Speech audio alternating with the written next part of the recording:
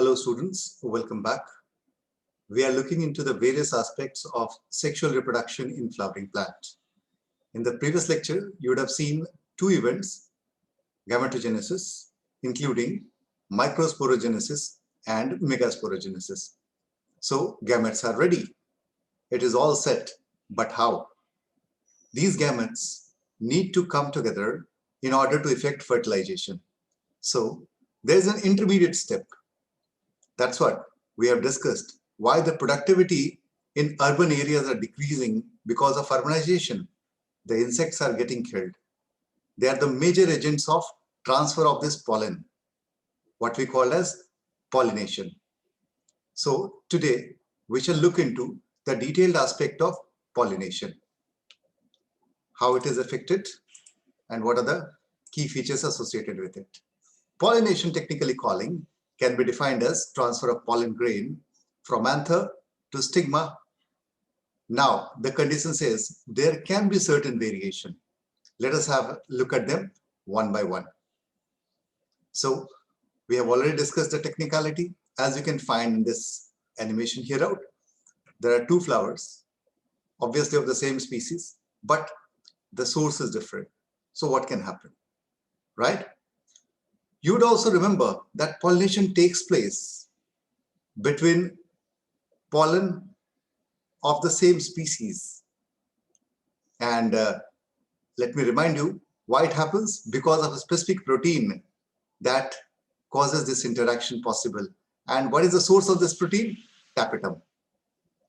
As you remember, very often the function of tapetum is being asked in the NEET examination and also in the practical examination. So you should keep in mind what is the function of tapetum. So pollination is a mechanism to transfer the pollen grain to the stigma of a pistil. So flowering plant has evolved an amazing array of adaptation to achieve pollination. They make use of external agents, and agents can be biotic as well as non-biotic or abiotic. What is happening here out? Just have a look. There are two plants. So there are three possibilities that is being highlighted. What are these three possibilities? Number one, in case of bisexual flower, the pollen grain may be transferred from anther of the same flower to stigma of the same flower. That is possibility number one. Technically, we call it autogamy. Auto means self. Gamous, pollination. Right? Second possibility, a plant may have two flowers. It may take place in case of a bisexual as well as unisexual plant. As you know, in cucurbits, the flowers are unisexual, but one plant may contain both male flower and female flower. In case of hibiscus, there may be different flowers in the same plant. So the possibility lies that the pollen is transferred from one flower of the same plant to another flower of the same plant. That means anther, the source is the same plant, and stigma lies in the same plant. It looks like there may be some variation, but since there is no genetic variation, that's why it is similar to autogamy, but we call it Ganonagamy. You should be very, very clear with these conceptual understanding. And the third possibility, pollen source from one flower of a given plant and pollination takes place. The anther lands onto the stigma of another flower of the same species, but the plant is different. That is called as xenogamy. Xeno, unknown. Xenogamy. So these can be three possibilities. I believe it must be very, very clear to all of you. What does it mean? Autogamy, Ganonagamy, and the third case, xenogamy. Let me ask you a question. Which one would you prefer? Which one do you think is better? Well, as far as the variation is concerned, xenogamy is the best because the pollen and the ovule, the female spore sac, the egg, the sources are of different plant, so chances of variation is more. And when we look into sexual reproduction, we talk about variation. Let us look into the aspects of autogamy.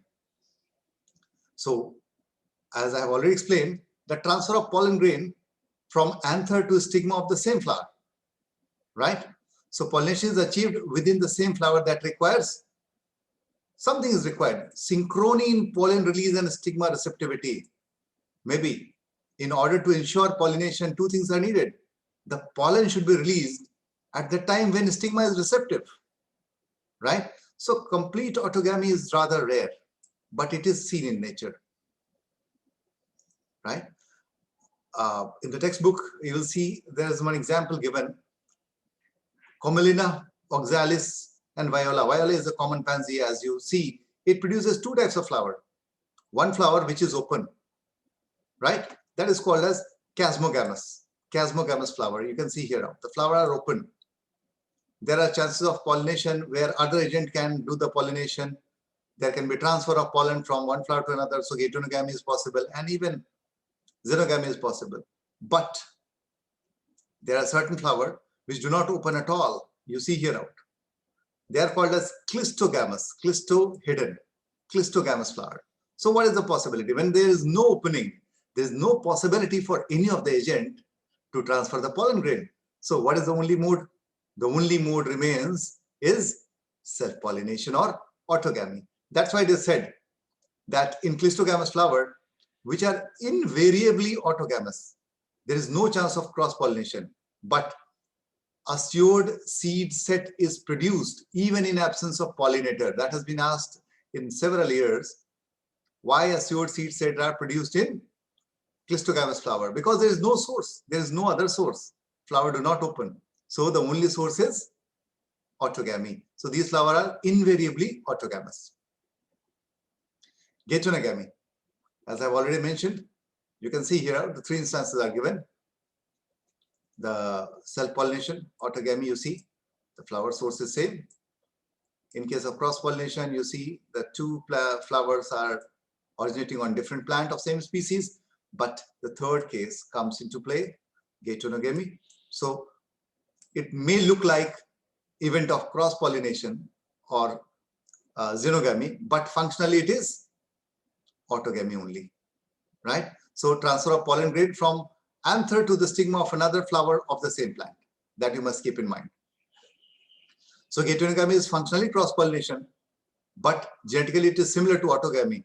So you should remember this difference. Very often it is being asked, and you should have this clarity, right? It will not really result in variability. Why? Because the source of pollen and the egg is the same plant. Now we talk about the xenogamy, as I've already explained. Let us have a tabular look at all this thing. Autogamy, transfer of pollen grain from anther to stigma of the same flower. Ganonagamy, transfer of pollen grain from the anther to the stigma of another flower of the same plant. Whereas xenogamy talks about transfer of pollen grain from anther to stigma of a different plant. So this difference is important. Why difference important? It results in more variability. So in case of autogamy, no variation is achieved as both gametes are genetically similar. It doesn't mean no variation. There are some variation because in sexual reproduction, gametes are formed as a result of meiosis. So variability is, but it is not of that extent. Ganonagamy is functionally cross-pollination, but genetically it is similar to autogamy since the pollen grain comes from the same plant.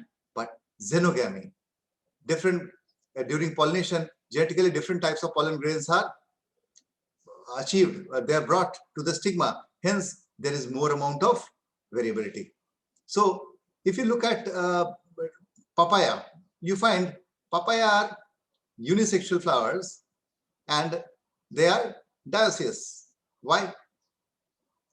Dioecious seen.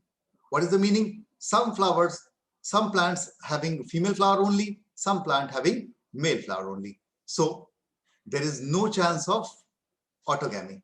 There is no chance of xenogamy. The only possibility lies is no chance of Ganonagamy. The only possibility lies is xenogamy. So in date palm and papaya, you will find xenogamy.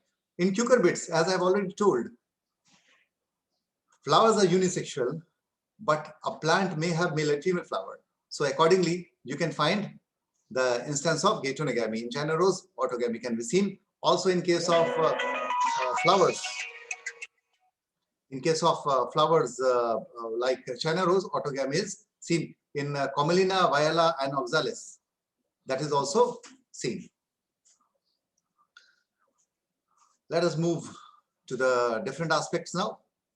So agents of pollination, we have already seen, and we'll take one more session in looking into the different agents of pollination. Abiotic agents, the wind pollination, the water pollination, right? And also the biotic agents. We shall be talking about all the different aspects. And that will be doing in our next lecture, where we'll talk about the various adaptations involved in this effect. So till then, read the topic carefully and ensure to go with the reading of your NCERT book. That will help you to develop conceptual understanding. See you in the next lecture. Take good care of yourself.